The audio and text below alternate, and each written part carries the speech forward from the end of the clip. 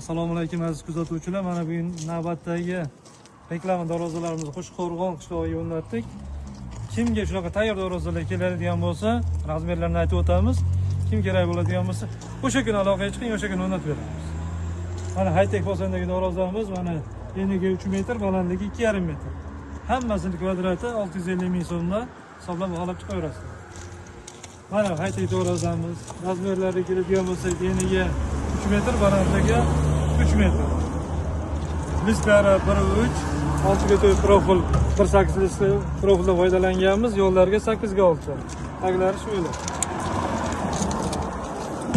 Bu dorozamizdan reflonga boson, listlari 1.5 qilingan, taglari shu edi.